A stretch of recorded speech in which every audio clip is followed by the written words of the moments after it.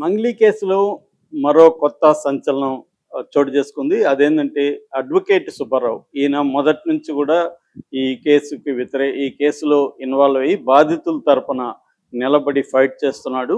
ఈ క్రమంలో మంగ్లీ అతని మీద కక్ష కట్టింది. సో మంగ్లీ అతని మీద కంప్లైంట్ ఇచ్చింది. అంతేకాకుండా మామూలుగా పోలీస్ స్టేషన్కి వెళ్ళి కేసు పెట్టడమే కాకుండా సజ్జనాన్ని కలవడం, ఇటు డీజీపీని కలవడం కూడా మంగ్లీ చేసింది. ఈ నేపథ్యంలో మెల్లమెల్లగా మంగ్లీకి తన బంజారా కమ్యూనిటీలో నుంచి సపోర్ట్ రావడం మొదలైంది.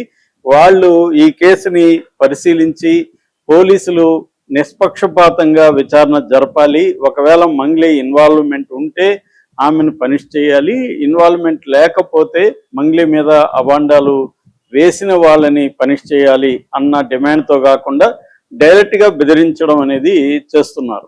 అంటే మంగ్లీ జోలికి వస్తే ఖబర్దార్ ఈ టైప్లో బెదిరిస్తున్నారు. నిజానికి మంగ్లీ అయినా ఎవరైనా నిజంగా ఈ నేరంలో ఇన్వాల్వ్ అయింటే వాళ్ళని చట్ట ప్రకారం శిక్షించమని అడగాలి తప్ప అసలు ఆరోపణలే తప్పన్నట్టుగా మాట్లాడడం కరెక్ట్ కాదు. కానీ అలాగా జరుగుతూనే ఉంటాయి. ఈ కుల సంఘాలు ప్రధానంగా ఇలాగా బిహేవ్ చేయడం అనేది మనం చూస్తుంటాం.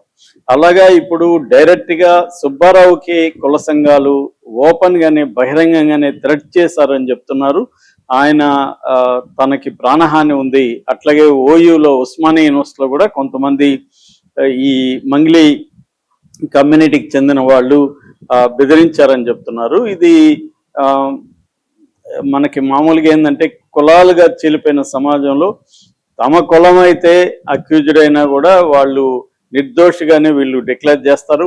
అదే తమ కులం కాకపోతే మాత్రం నిర్దోషిగా తేలక ముందే వాళ్ళని దోషిగా వీళ్ళు తేల్చేయడం అనేది మనం చూస్తుంటాం. సో అలాగా ఇప్పుడు ఏంటంటే ప్రతి దానికి న్యాయానికి లేకపోతే చట్టానికి కూడా కులం అనేది బలంగా కనిపిస్తూ ఉంది. ఈ నేపథ్యంలో మంగ్లీ వైపున కొంతమంది నిలబడడం, మంగ్లీకి వ్యతిరేకంగా పోరాడుతున్న వాళ్ళని బెదిరించడం అనేది జరుగుతుంది. ఇక్కడ ఇంకొక విచిత్రం ఏంటంటే ఈ కేసులో బాధితులు 78% మళ్ళీ మంగ్లీకి సంబంధించిన కమ్యూనిటీ, బంజారా కమ్యూనిటీ వాళ్ళే.